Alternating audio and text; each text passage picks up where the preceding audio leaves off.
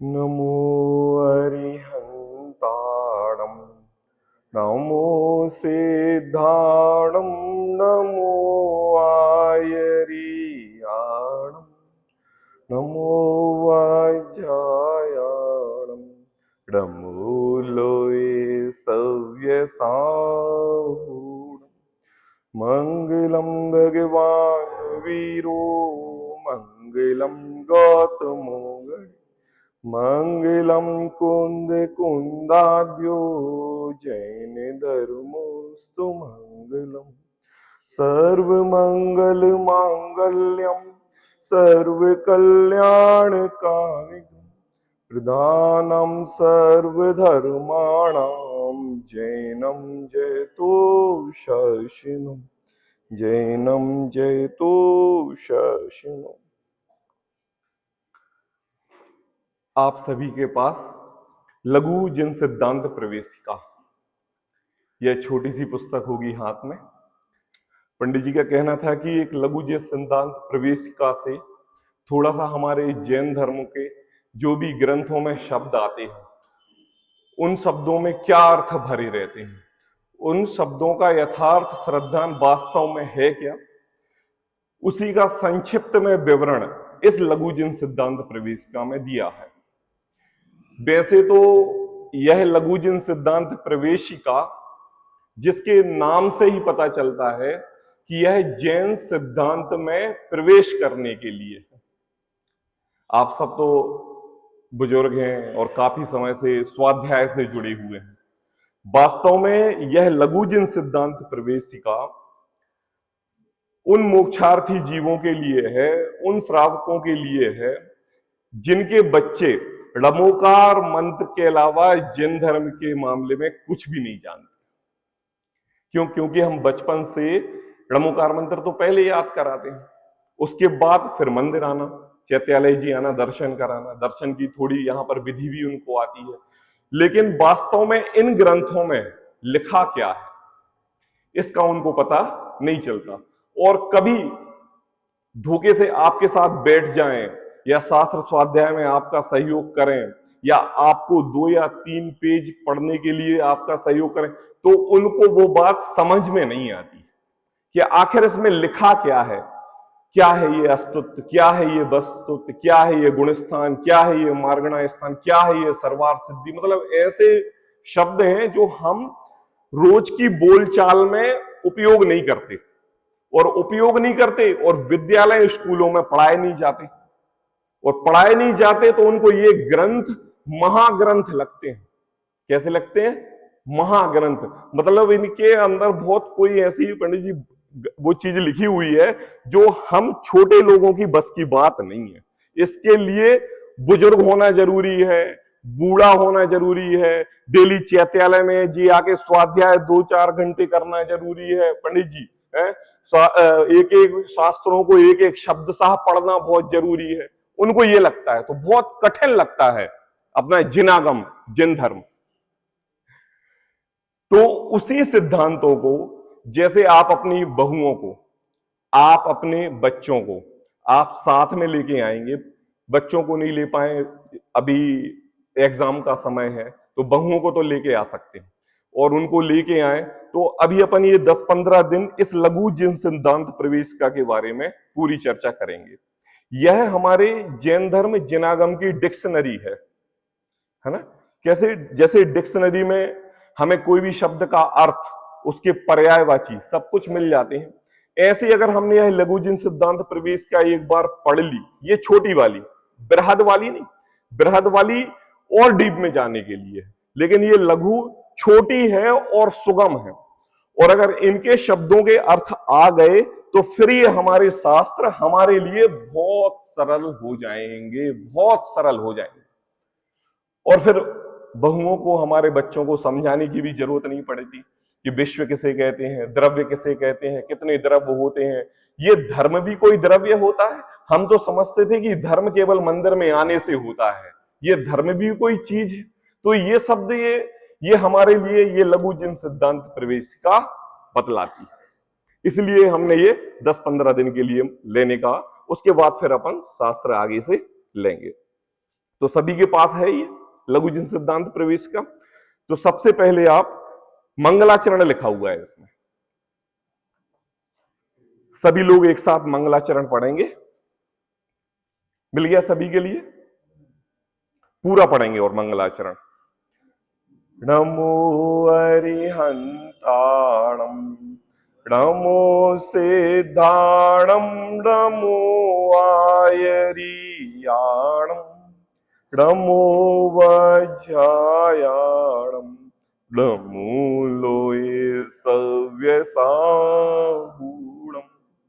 मंगलम भगवान वीरो मंगलम गौतमो गणि मंगलम कुंद कुंदार्यो जैन धर्मोस्तु मंगलम आत्मज्ञानम स्वयं ज्ञानम ज्ञानानन्य करोति किम परभावस्य कर्तात्मा मोहोऽयं व्यवहारिणाम् अज्ञानतिमिरान्धानां ज्ञानाजन्यशलाकया चक्षुरुन्मीलितं येन तस्मै श्री गुरुवे नमः। यह हमारा 4 छंदों में यहां पर मंगलाचरण है। पहली विशेषता तो ये कि जैसे हम कोई भी ग्रंथ प्रारंभ करते हैं तो जब हम जिनवाणी स्वाध्याय भी प्रारंभ करते हैं तो पहले मंगलाचरण करते हैं। तो हम सभी श्रावक और स्वाध्यायी व्यक्ति हैं, तो थोड़ा सा कोई मुझे ये अर्थ बताएगा कि मंगलाचरण क्यों करते हैं? हाँ हाँ हाँ, ये तो अपना मौलिक है कि भाई हमें जो कार्य कर रहे हैं उसकी संपन्नता सुलभ तरीके से हो, इसलिए मंगलाचरण किया जाता है। और दूसरी बात, हम जो भी कार्य करते हैं, चाहे वो घर प्रवेश के हों, चाहे वो स्वाध्याय के हों, चाहे वो सुबह उठ के हमारे दिन प्रतिदिन के दिनचर्या के हों, सबसे पहले हमारे आराध्य देव जिन प्रभु देव शास्त्र गुरु को हम नमन करते हैं और फिर हम अपने दिन की शुरुआत करते हैं। यात्राएं करते हैं तो अपने देव शास्त्र गुरु की आराधना से करते हैं, और जब कभी कोई भी घर में शादी का प्रोग्राम हो तब भी हम पहले देव शास्त्र गुरु को नमन करते हैं। तो हमारी जैन आगम परंपरा में एक मंगलाचरण की भी परंपरा रही है ना। तो इसलिए ग्रंथ के निर्विघ्न समाप्ति के लिए और देवशास्त्र गुरु के सम्मान के लिए, और तीसरी बात मंगलाचरण का बाबूजी, मंगल आचरण देवशास्त्र गुरु के समागम पूर्वक जैसे वो हैं वैसे ही मैं एक ना एक दिन बनूं। तो जैसे वो अपने आचरण करके उस रास्ते पर चले हैं और मैं भी उसी रास्ते पर चल रहा हूं, इसलिए भी हम मंगलाचरण करते हैं। क्यों? क्योंकि हमारा उद्देश्य जो हमारा है वो हमें कभी भूलना नहीं चाहिए। क्या नहीं भूलना चाहिए? उद्देश्य। क्योंकि हम श्रावक हैं और श्रावक का धर्म मोक्ष मार्ग और मोक्ष प्राप्त करना है, और वो हमारा उद्देश्य है। और अगर हम रास्ते में चलते चलते हम अपने उद्देश्य को ही भूल जाएं, अपने जहां पर हमें जाना है वो स्थान को ही भूल जाएं, तो बताओ हम वो स्थान पर पहुंच जाएंगे? नहीं पहुंचेंगे। इसलिए हम मंगल आचरण करते हैं, और इस मंगलाचरण को नित्य प्रतिदिन प्रति समय याद करते हैं, दोहराते हैं, स्मरण में लेते हैं, और फिर हम दिन की शुरुआत करते हैं। बहू जी, अपन दुकान खोलते हैं तो हमने ये देखा है कई लोग तालों के नमस्कार करते हैं, शटर ताले, है ना। तो मैंने कहा भाई ये आप ये क्यों करते हो? बोले हम दिन की शुरुआत करते हैं तो पहले हम तालों को नमस्कार करते हैं। तो मतलब ये मैं ये कहने ये वाला हूं कि खाली जैन धर्म ही मंगलाचरण नहीं करता है, अन्य धर्म के लोग भी मंगलाचरण करने को शुभ मानते हैं, अपने आराध्य देव को नमस्कार करने के लिए शुभ मानते हैं और उसी से अपना दिन प्रारंभ करते हैं।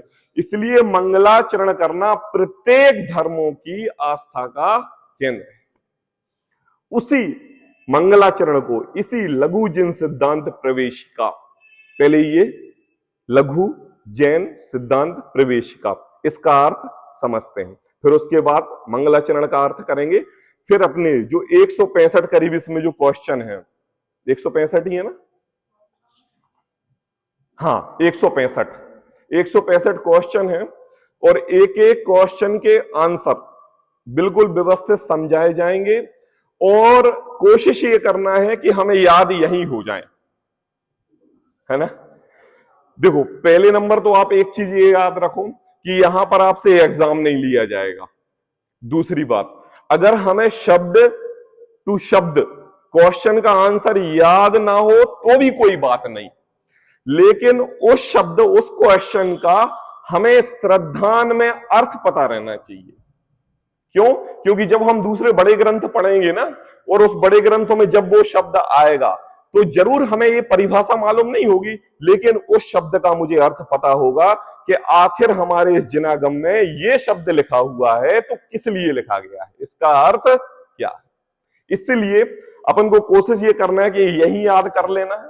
हम 2-3 बार दोहराएंगे, आपको कुछ समझ में ना आए आप पूछिएगा। अपन को भागना है नहीं, कोई ट्रेन अपन को पकड़ना है नहीं, अपने पास पूरा पूरा समय है। हम भी यहीं के हैं और आप भी यहीं के हैं, ठीक है ना। तो पहले शब्द आता है लघु।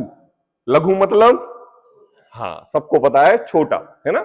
छोटा इसलिए क्योंकि जो नए व्यक्ति हैं जैन धर्म के और उनको ये रुचि लगी है कि मैं कौन हूं, मैं कहां से आया हूं, ये जो स्वरूप चल रहा है उस स्वरूप का कारण क्या है ना। ये ऐसे आपस में लोगों के भाव क्यों होते हैं, क्यों हमारे दादा लोगों के भाव मंदिर जाने के होते हैं और हमारे भाव दुकान जाने के होते हैं, ऐसी जिज्ञासा, है ना। जिज्ञासा जब किस प्रत्येक जीव की उत्पन्न होती है ना, हमारा बच्चा है, छोटा है, मंदिर आता है तो पूछता है इसका क्या अर्थ है, यहां पर शास्त्री जी में क्या लिखा हुआ है, कौन कौन से शास्त्र हैं, हम चंदन क्यों लगाते हैं, हम परिक्रमा क्यों लगाते हैं। अपन वो मंदिर जी में ऊधम करता है तो हम कहते हैं नहीं नहीं नहीं नहीं नहीं, ऊधम नहीं करो, शांत बैठो, जिनवाणी रखी हुई है तो हमें जिनवाणी की विनय क्यों करनी चाहिए। कितने क्वेश्चन रहते हैं, बहुत सारे क्वेश्चन रहते हैं ना। और जब वो धीरे धीरे धीरे धीरे धीरे बड़ा होता है फिर वो आपका हाथ छोड़ देता है और छोड़ देता है और ड्यूटी अब हमारी चैत्यालय जी आने की अब हम लोग की बच जाती है, बच्चों की नहीं बचती। क्यों, कोई बताएगा। हाँ, हम उनको उन क्वेश्चन के आंसरों से संतुष्ट नहीं कर पाते। बताएं, संतुष्ट क्या होता है, अगर हमें क्वेश्चन के आंसर खुद को पता हो और वह चीज हमारे श्रद्धा में उसका हमें बहुमान आए और बहुमान पूर्वक जब हम बच्चे को बताएं तो वो भी श्रद्धान से सुनेगा और उसको भी उस जिनवाणी का बहुमान आएगा। और हम क्या करते हैं, नहीं नहीं उधम नहीं करो, जिनवाणी रखी हुई है, जिनवाणी रूठ जाएगी, नरकों में चले जाओगे, पाप पड़ेगा तुम्हारे लिए, ये हो जाओगे, वैसे हो जाओगे, परीक्षा में फेल हो जाओगे, ये हो जाओगे, गुरुजी नाराज हो जाएंगे, तुम्हारे लिए फेल कर देंगे। मतलब उनको हम नेगेटिव बात इतनी भर देते हैं, नेगेटिव बात, कि उनको पॉजिटिव जो बात है ना वो अच्छी नहीं लगती और उनको ये लगता है कि हम तो उस लायक है ही नहीं, है ही नहीं, है ना। इसीलिए उन बच्चों को, उन बहुओं को जो इस जन धर्म के संस्कार पाना चाहती हैं और हमारी बात जो जिनवाणी में लिखी हुई है उसको पढ़ना चाहती हैं, इसीलिए इसको लघु रखा। क्या रखा, लघु। क्यों, क्योंकि अगर इसको हम लघु नहीं रखेंगे और इसको हम वृद्ध कर देंगे तो बेचारा वो तो अभी आया है और शब्दावली को पढ़ रहा है और उसके सामने ऐसा ग्रंथ रख देंगे तो वैसे ही तो परेशान और महापरेशान। इसलिए लघु, छोटी। जैन सिद्धांत, है ना, मतलब जैन सिद्धांत का मतलब कि इसमें जैनों का सिद्धांत बताया जाएगा। हमारे लिए एक जैन की परिभाषा आती है, सबको याद है, कोई बताएगा। जैन, जैन किसे कहते हैं। हाँ, जिनाज्ञा को माने उसे जैन कहते हैं, ठीक है। अब ये बताओ, जिनाज्ञा को माने उसे जैन कहते हैं, इसका क्वेश्चन का आंसर हम सभी को पता है, ठीक है ना। अब यहां पर कहते हैं जैन सिद्धांत। जैन सिद्धांत मतलब जो जैनों के आगम में जो बात कही है उन सिद्धांतों को पढ़ना, पढ़ के समझना और समझ के मानना, वह है जैन सिद्धांत। लेकिन हमने केवल जैन की परिभाषा जो जिन आज्ञा को माने सो जैन, जो जिन आज्ञा को माने सो जैन, जो जिन आज्ञा को माने सो जैन। अब जिन आज्ञा में क्या क्या कहा है और हम क्या क्या करते हैं, आप बताओ। बाबू जी है? सबसे पहले जैसे हमारा ऑटोमोबाइल्स का काम है और हमारे साथ अदर कास्ट के लोग सब जुड़े हुए हैं, तो वो ये कहते हैं कि 5:30 बज गए हैं, अंथऊ कर लो, ये रात में नहीं खाते भाई, ये नहीं खाते, वो ये नहीं खाते, वो छना हुआ पानी पीते हैं, वो ऐसा करते हैं, मंदिर जाते हैं 6-6 घंटे मंदिर में लगाते हैं और दिन भर दुकान चलाते हैं, तो उधर मंदिर में सारे पाप धोते हैं और दुकानों में सारे पाप अर्ज करते हैं। मतलब उनके अंदर में सिद्धांत ये है। अच्छा, ये जो सिद्धांत है ये बनाया किसने? उनको अदर जैन लोग व्यक्ति हैं, उनको हम जैन हैं, हमने कैसा प्रदर्शित किया है उनके सामने। ज्यादा दूर की बात मैं नहीं कह रहा हूं, मैं अपने घर में बहुओं और बच्चों की बात कह रहा हूं कि हम जैन हैं तो हमने उनके जैन के लिए उनको क्या संस्कार दिए हैं कि वो हमारे रास्ते पर चलें और जिन धर्म के सिद्धांत और संस्कार उनके अंदर आए। बताओ, तब तो हम दूसरी समाज की बात करेंगे, अन्य समाज की बात में प्रभाव होता ना।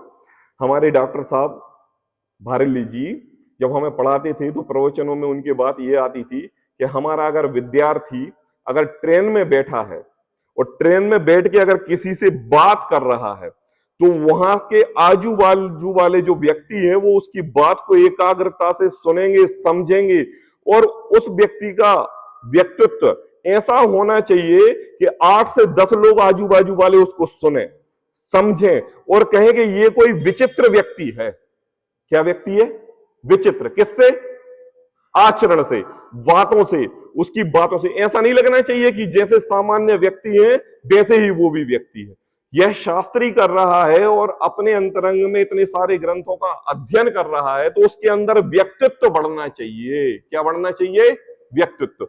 ऐसे ही हम अगर जैन सिद्धांत पढ़ेंगे, जिन ग्रंथों को पढ़ेंगे, जिनकी आराधना करेंगे तो हमारे अंदर चलते फिरते, कैसे? चलते फिरते मुनिराज की जैसी दशा होनी चाहिए।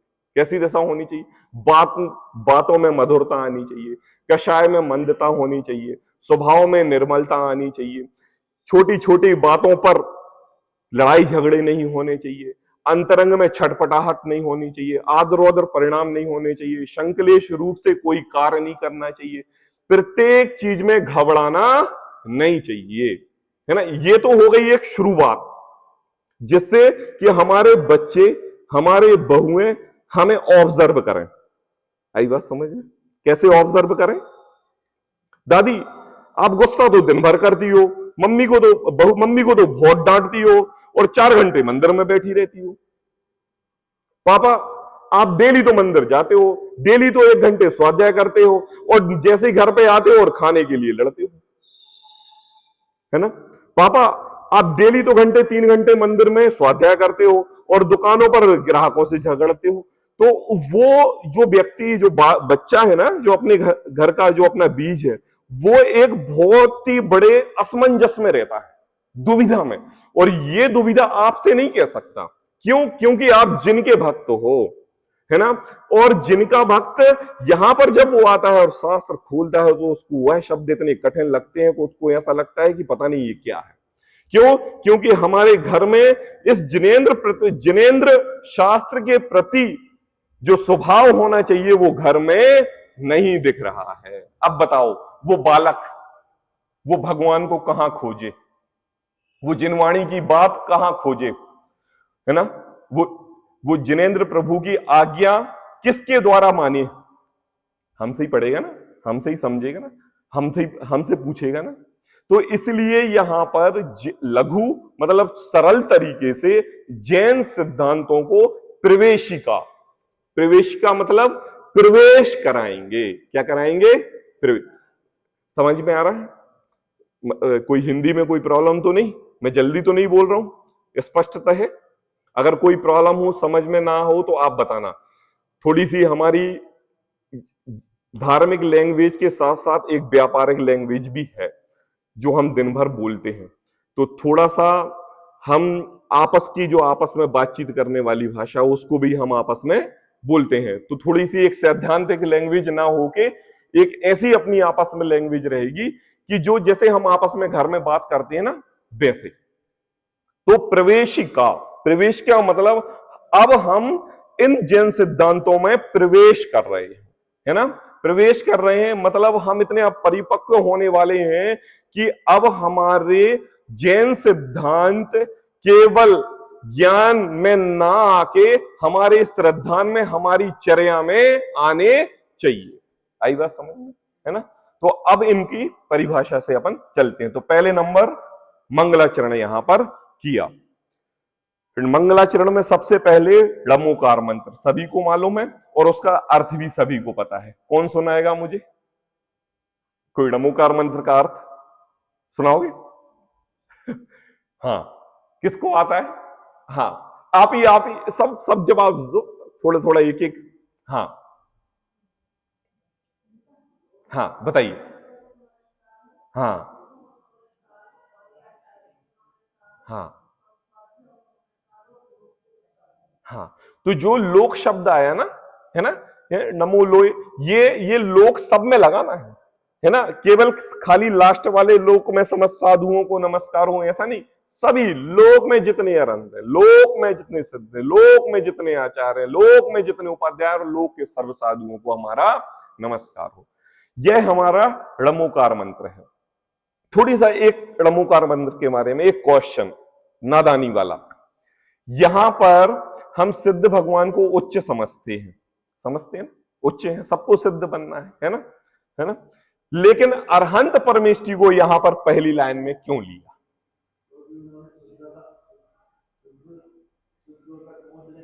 हाँ, एक कहावत आती है लोक में, गुरु गोविंद दोनों खड़े लागू पाए हरि प्रभु आपकी।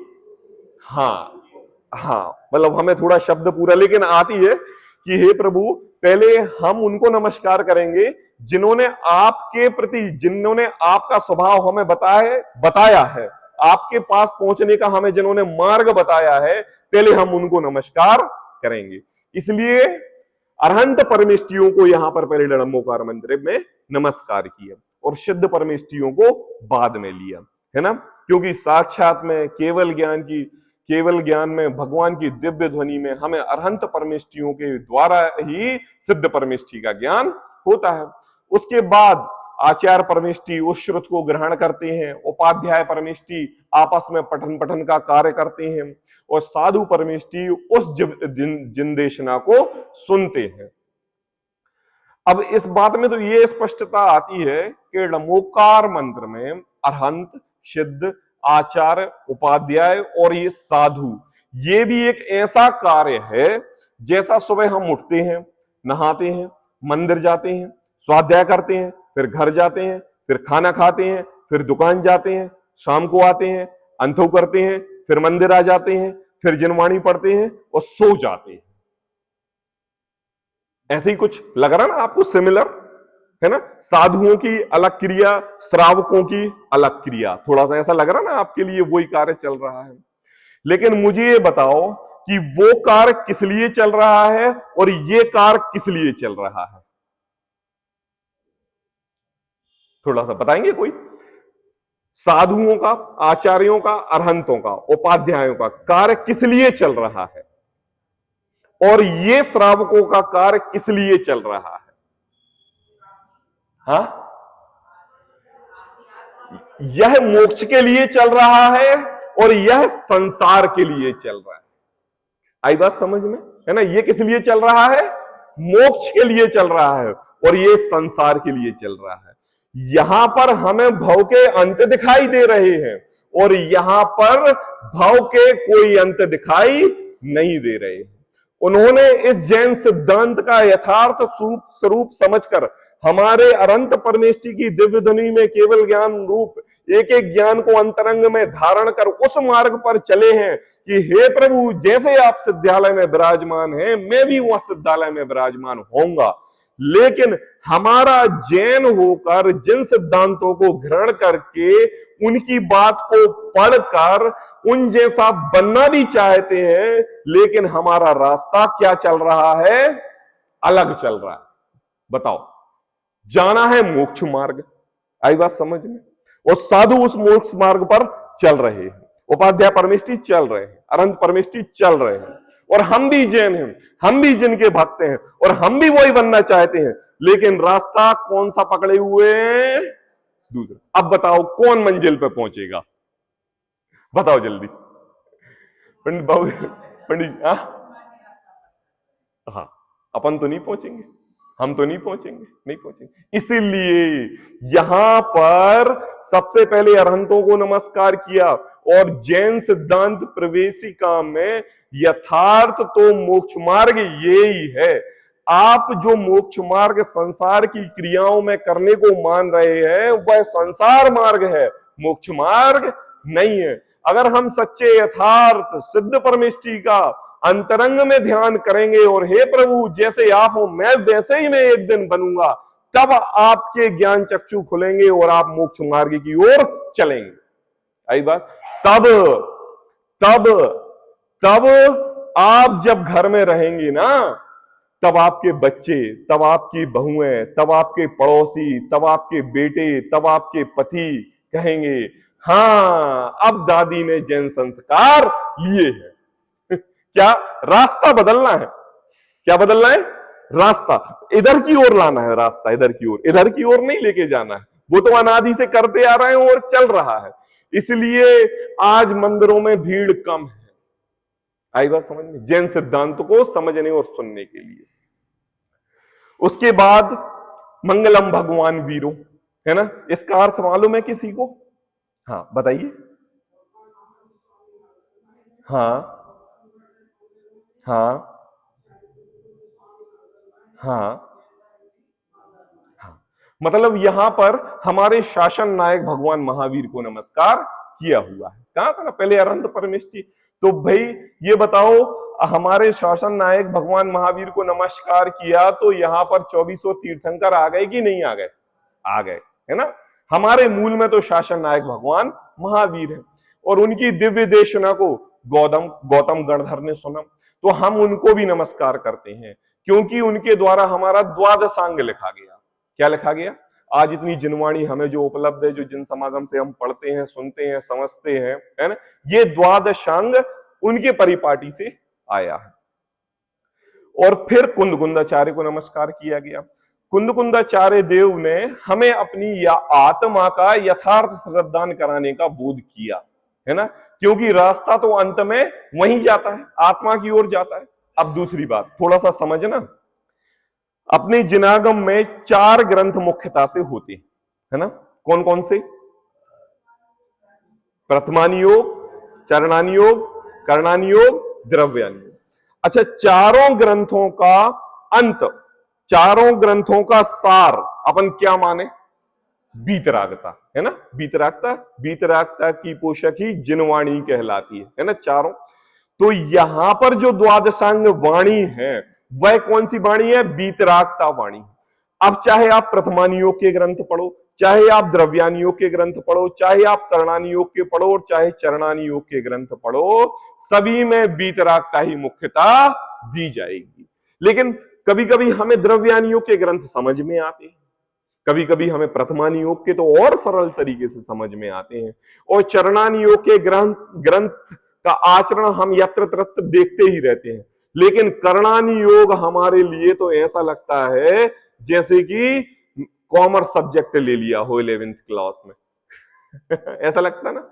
लेकिन वास्तव में करणानि योग के द्वारा, भेद विज्ञान के द्वारा, भेद प्रभेदों के द्वारा हमें भी इस संसार की, इस विश्व की पूरे स्वरूप का चित्रण कराया जाता है। एक एक ग्रंथ हमारे गागर में सागर भरे हुए हैं, जिनका हम द्वादशांगमय जिनवाणी के उन द्वादशांगमय गौतम गणधरादि को यहां पर नमस्कार किया ना, उनके द्वारा लिखी हुई जिनवाणी को पढ़ते हैं। अब हमारे सामने साक्षात भगवान की केवल ज्ञान की दिव्य ध्वनि नहीं है, गौतम गणधर आदि के हमारे पास द्वादशांगी जिनवाणी है। अब हम जब जिनवाणी पढ़ते तो हमें अरहंत परमेष्ठी की याद आती है, और अरहंत परमेष्ठी की याद आती है तो सिद्धों का स्वरूप ख्याल में आता है। और एक दूसरी बात बहू जी, आज अगर कोई एक पेज का लेटर लिखे तो अपना नाम पहले लिखेगा। आज कोई व्यक्ति 5 पेज का एक निबंध लिखे, अहिंसा के ऊपर निबंध लिखा, तो नाम पहले लिखेगा, है ना। या आज कोई ग्रंथ का प्रस्तावना लिखे या ग्रंथ पूरा ही लिखे तो अपना नाम पहले लिखेगा।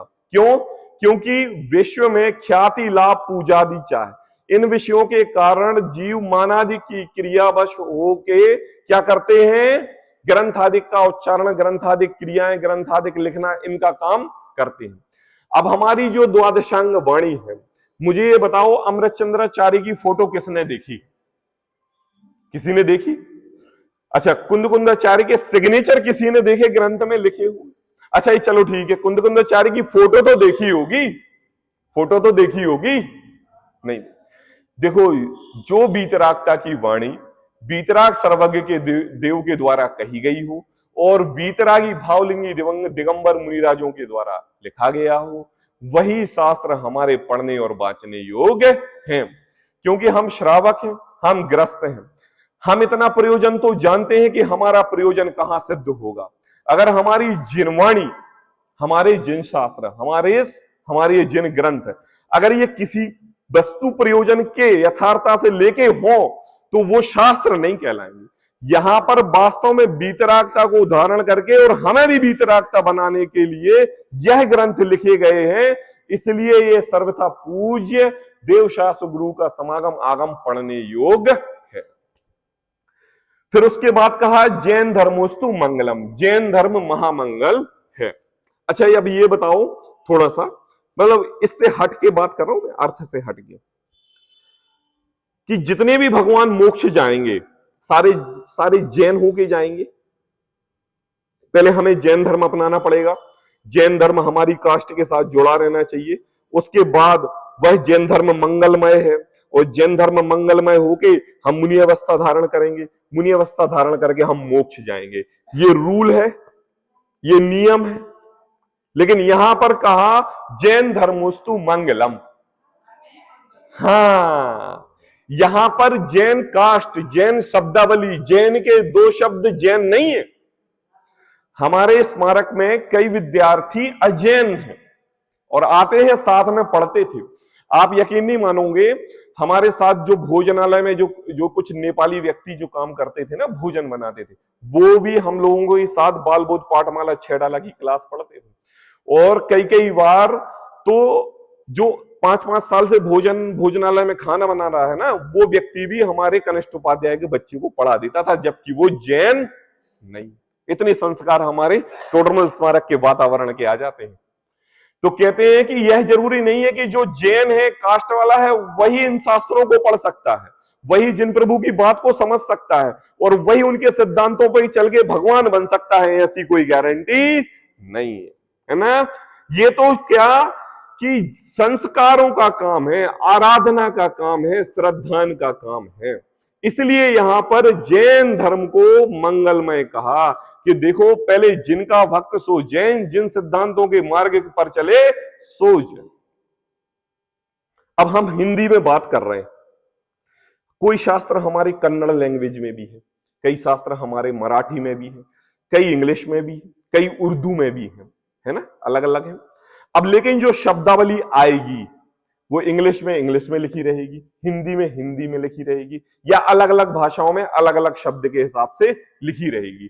तो मुझे ये बताओ, शब्दों का श्रद्धान करने से हमें जिन धर्म का श्रद्धान होगा कि उन शब्दों का दर्शन में श्रद्धान करने से, वास्तविकता भाव समझने से हमें अंतरंग में जिन का सिद्धांत होगा।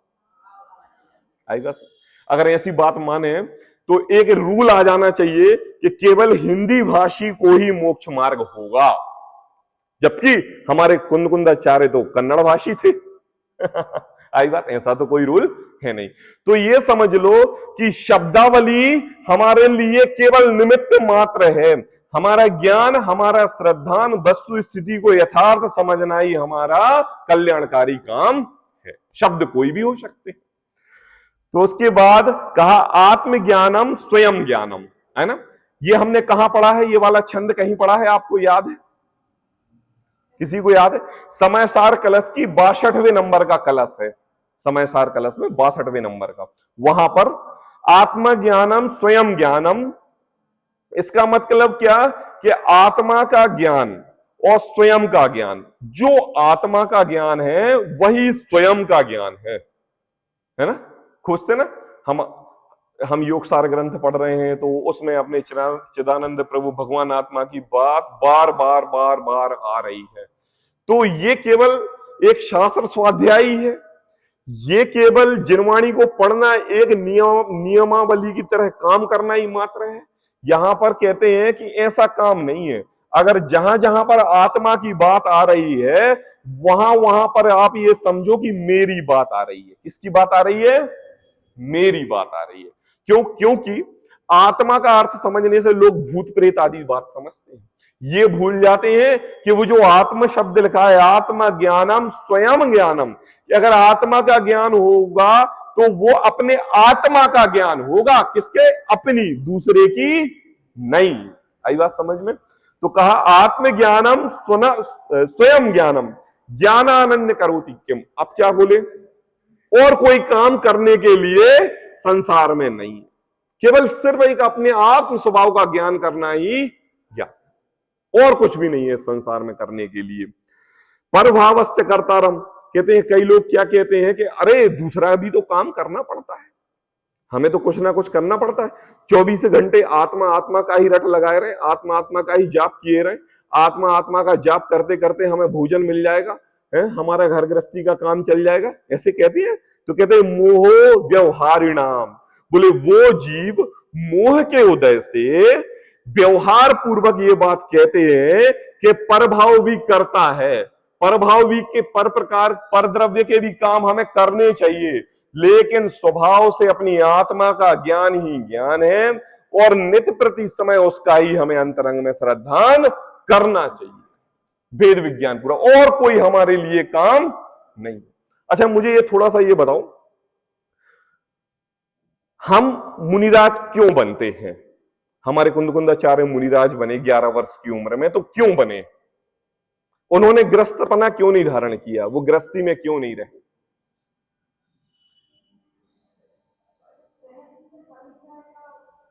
हाँ, देखो क्या है, मैं आपके लिए बताऊं कि जो मुनि अवस्था है, मुनि अवस्था सर्वता से वैराग्य देने वाली है और उसमें परिग्रह का कोई काम है नहीं।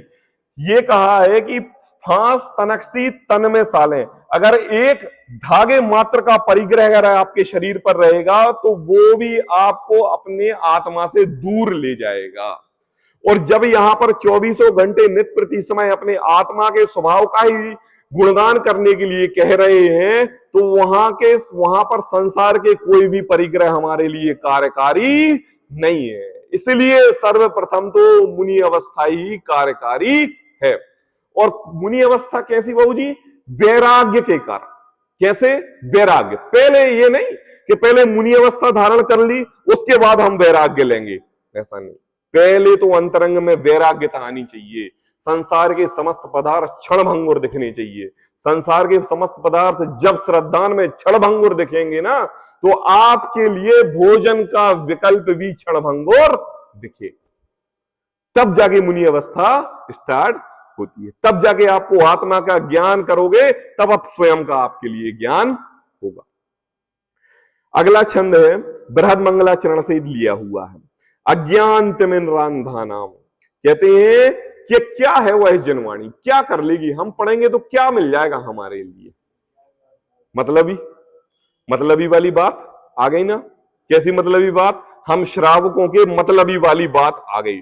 देखो पंडित जी वो तो सब ठीक है, आप कह रहे हो हम जैन सिद्धांत के शब्द याद भी कर लेंगे, पढ़ भी लेंगे, अब बताओ कि हमारी गृहस्थी इससे चलेगी कि नहीं चलेगी? यही है ना श्रद्धा। तो कहते हैं अज्ञान तिमिरांधानम। देखो इस संसार में सबसे बड़ी गलत फहमी पता क्या है? हमारा अज्ञान। क्योंकि हम मोक्ष सुख को संसार के सुखों में खोज रहे हैं, जबकि मोक्ष सुख अपनी आत्मा का सुख है और आत्मा के श्रद्धान से ही होगा। और खोज कहां है? दूसरी जगह। बताओ, अपन मध्य प्रदेश में रहते हैं और हमारे यहां हीरे की खदान किधर है? मध्य प्रदेश में पन्ना में। पहाड़ है और वहां खोद रहे हैं, है ना, तो हमें मिलेगी। अब कोई व्यक्ति मान लो पचमढ़ी में जाके खदान खोदे और कहे कि हम यहां से हीरा निकालेंगे, तो मिल जाएगा क्या? हम सभी श्रावकों की इस संसारावस्था में यही है, क्या है कि आत्मा का स्वभाव से आत्म शांति पूर्वक आत्मा के ज्ञान से आत्म श्रद्धान होता है, वही मोक्ष का कारण है। लेकिन हम परिग्रह होते हुए घर गृहस्थी में अपनी अज्ञानता के कारण संसार के सुखों में मोक्ष सुख खोजते हैं। आई बात समझ में? और क्षणिक सुख जब हमें मिलता है, थोड़ा सा हंस लिया, थोड़ा सा पेट भर गया, थोड़ा सा कोई हमारे, है ना, सहयोग बस हमारे लिए हेल्प कर दी, तो जो थोड़ी थोड़ी खुशी हम जो देखते हैं, इस थोड़ी थोड़ी खुश में हम निराकुल खुशी मानते हैं, सुख मानते हैं, जबकि वास्तव में वो सुख नहीं है। वो क्या है? सुखाभास। क्या है? सुखाभास, वास्तव में नहीं है। और वास्तव में सुख वो है, उस सुख की निरंतर दशा अगर यहां से स्टार्ट होती है ना, तो नित्य प्रति समय अंत तक सुख सुख सुख सुख सुख सुख सुख सुख सुख सुख चलता रहे, वो वास्तव में निराकुल सुख है। अब बताओ, वह वास्तव में निराकुल सुख हमें कितने रसगुल्ले खाने से आ जाएगा? बताओ, 2 खा लोगे, 5 खा लोगे, 4 खा लोगे, 8 के बाद तो कहोगे नहीं नहीं नहीं।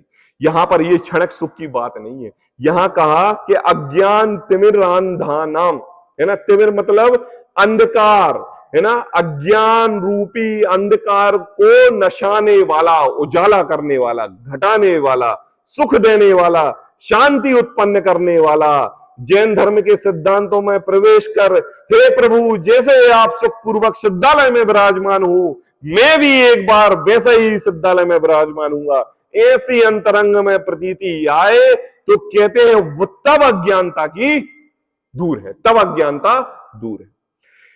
ज्ञानानन्य शलाक्या, बोले क्या होगा? ज्ञान रूपी, बोले तो अंजन, है ना, बच्चों को छोटे काजल लगा देते हैं, क्यों लगा देते हैं?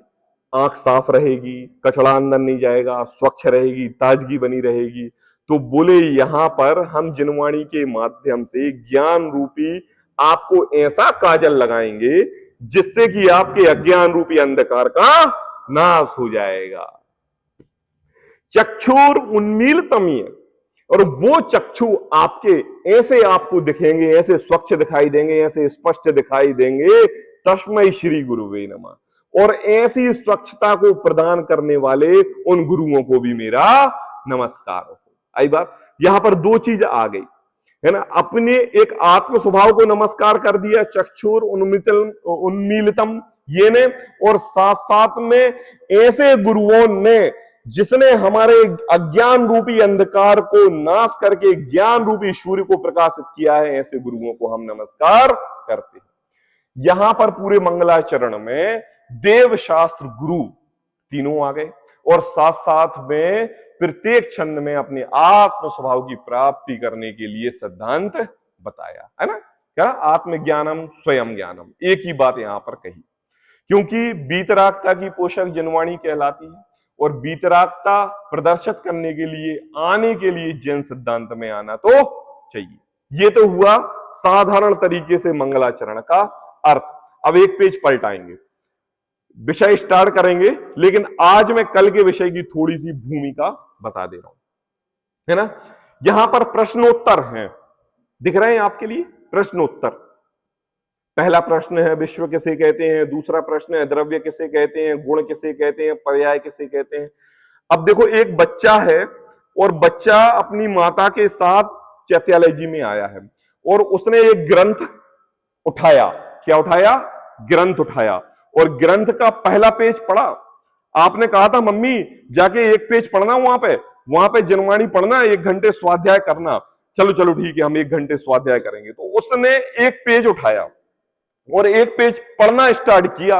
मैं पढ़ता हूं जैसे, दर्शन मोहिनी के सर्वघाती स्पर्धकों के निषेकों के उदय का अभाव वह है क्षय। अब जब ये वो लाइन पढ़ता है ना, तो उसको ऐसा लगता है, अरे बाप रे, ये दर्शन मोहिनी क्या है, ये सर्वघाती क्या है, ये स्पंदक क्या है, ये निषेकों क्या कहलाते हैं, उदय का अभाव क्या कहलाता है। ये यहां पे आगे कंफ्यूज हो जाता ना, बच्चा समझ में नहीं आता ना उसको, है ना, नहीं आता ना। तो कहते हैं कि यहां पर क्वेश्चन आंसर के माध्यम से स्टार्ट कर रहे हैं। आज हमारे सामने वो व्यक्ति बैठा है जो जैन नहीं है। आज हमारे सामने वो व्यक्ति बैठा है कि जो अपने दोस्त को, अपने माता पिता को, अपने गुरुबंध भाइयों को देख के चैत्यालय जी में आया है और वो जैन धर्म को समझना चाहता है। वो व्यक्ति बैठा है फ्रेश ईयर, बिल्कुल नया। उसको आज हम जैन के संस्कार देने वाले हैं। सही बात बहू जी। तो सबसे पहले क्वेश्चन क्या है? विश्व किसे कहते हैं? आज मैं क्वेश्चन समझाऊंगा सिर्फ 3 मिनट में आपके लिए, क्वेश्चन बस, अर्थ अपन कल करेंगे। विश्व किसे कहते हैं, है ना। हम क्या पढ़ते हैं स्कूलों में, हमें क्या पढ़ाया जाता है, आप बताएंगे? कोई बताएगा विश्व किसे कहते हैं? जगत को, वर्ल्ड को, भारत के नक्शे को, जितने भी देश हैं, है ना, पृथ्वी लोक को, जिस पृथ्वी पे सारे देश समाये हुए हैं, उसको विश्व कहते हैं। सही बात। क्यों कहते हैं, ऐसा क्यों बताया है? देखो, ये वो लौकिक बच्चा है जो स्कूल गया है और उसको बताया है कि विश्व इस पृथ्वी के गोले को कहते हैं। हमारा जैन धर्म इससे बहुत आगे बढ़ के है, कई गुना आगे बढ़ के। हमारा जैन धर्म ये कहता है कि विश्व सभी जगह विराजमान है। ये माइक विश्व, ये पुस्तक विश्व, ये टेबल विश्व, भैया विश्व, बाबूजी विश्व, चैत्यालय जी विश्व, पूरा ब्रह्मांड विश्व है। अब ये क्या है? ये क्या है? हम तो विश्व में पढ़ते हैं तो हमारे अंदर नक्शा आ जाते हैं। आई बात समझ में? कई लोग जैनेतरों में ये बताते हैं कि ये जो विश्व है ये भगवान ने बनाया है। आई बात समझ में? तो भगवान कौन है? भगवान कहां रहते हैं? विश्व में रहते हैं। कहां रहते हैं? अगर भगवान विश्व में रहे तो फिर वो विश्व कैसे बनाएंगे? कोई तो होगा बनाने वाला। ऐसे क्वेश्चन उठते हैं ना कि भाई ये विश्व किसने बनाया? हिंदू ग्रंथों में कहा कि ब्रह्मा विष्णु महेश ने विश्व बनाया, ये बात कहना। तो भैया बोले भैया ब्रह्मा विश्व बनाते हैं, विष्णु इस संसार में जीवन पना उत्पन्न करते हैं, और फिर महेश बोले उनको गुस्सा आ जाता है तो वो नष्ट कर देते हैं, और फिर से वो ब्रह्मा स्टार्ट होते हैं, फिर विश्व बनाते हैं। तो मैंने कहा चलो ब्रह्मा विश्व बनाते हैं और फिर सब कारकार चलाते हैं और फिर वो नष्ट कर देते हैं, तो मुझे ये बताओ उनका भी तो कोई अस्तित्व होगा, वो भी तो कहीं खड़े होंगे, वो भी तो कहीं खड़े होके काम कर रहे होंगे। आई बात समझ में? नहीं नहीं नहीं, वो हवा में लटके हुए हैं। जिनागम कहता है हवा भी विश्व है। क्या है? हवा भी विश्व है। मतलब अगर कोई ये कहे कि इसने विश्व बनाया, अगर कोई ये कहे कि इसने विश्व बनाया, अगर ये कोई कहे कि किसने विश्व बनाया, तो विश्व किसी ने नहीं बनाया। अनादि निरंतर अनादि अनंत है, किसी के द्वारा बनाया गया नहीं है, कोई सिद्धि भी नहीं कर सकता। हमारा जिनागम, हमारी जिनवाणी ऐसा है, कोई ये बताती है कि विश्व किसी ने बनाया नहीं है ना। अब वो विश्व किसे कहते हैं, परिभाषा आती है। अभी भी क्वेश्चन का आंसर हुआ नहीं है, क्वेश्चन का आंसर हुआ नहीं। अगर आपकी तरफ से कोई डाउट उठ रहा हो तो मुझे एक क्वेश्चन पूछिए, कोई बताएगा विश्व किसे कहते हैं? नहीं नहीं नहीं नहीं, अभी हमने आंसर नहीं पढ़ा है, आंसर तो कल पढ़ेंगे। अभी तो हम क्वेश्चन पे ही अटके हुए हैं, विश्व किसे कहते हैं। हाँ, अस्तित्व। देखो, कोई भी वस्तु हमें दिखाई दे वो विश्व है, कोई भी वस्तु हमें दिखाई दे वो विश्व है। अब जब ये बालक जैन धर्म में जिनागम में आया तो सबसे पहले तो उसको क्या होता है? घर दिखता है, मकान दिखता है, चैत्यालय जी दिखते हैं, माइक दिखता है, लोग दिखते हैं, है ना, अलग अलग प्रकार के विद्यालय, वातावरण सब प्रकार का दिखता है। यहां पर जिनागम कह देता है कि वह सारा विश्व है। क्या है? सारा विश्व है। और केवल यह विश्व पृथ्वी लोक तक ही नहीं है, बोले जहां जहां तक जिस जिस पदार्थ का अस्तित्व है, जो भी चीज दिखाई देगी वो विश्व के अंतरंग में आएगी। कुछ भी हो, चाहे वैज्ञानिक वहां तक पहुंचे और चाहे वैज्ञानिक वहां तक ना पहुंचे, वो सारा विश्व में आ जाता है। अब यहां पर आंसर में कहा 6 द्रव्यों के समूह को विश्व कहते हैं। आई बात समझ? क्वेश्चन का आंसर अभी मैं नहीं बता रहा हूं, कल समझाऊंगा। इसके लिए थोड़ा सा सभी लोग अपने साथ बहुओं को लेके आएंगे और बच्चों को थोड़ा सा समय निकाल के लाएंगे, आधे 1 घंटे पौन घंटे की अपन क्लास चलाएंगे, समझ में आएगा। आगे आगे के क्वेश्चन सरल हैं, थोड़े बाद बाद के कठिन है, लेकिन आगे आगे के सरल जब अपन पढ़ लेंगे तो बाद के भी अपन को बहुत व्यवस्थित तरीके से सबको याद है। सबको एक एक परिभाषा पता है, मैं नहीं कह रहा हूं कि नहीं पता है, सबको पता है। लेकिन एक यहां पर क्वेश्चन आंसर परीक्षा के लिए नहीं पढ़ रहे हैं, हम यहां पर क्वेश्चन आंसर श्रद्धान के लिए पढ़ रहे हैं, है ना। तो यहां पर आज कहा विश्व किसे कहते हैं, इसके आंसर को 6 द्रव्यों के समूह को विश्व कहते हैं। कल इसकी अपन चर्चा करेंगे। सहजानंदी शोध स्वरूपी अविनाशी हूं मैं आत्म स्वरूप। सहजानंदी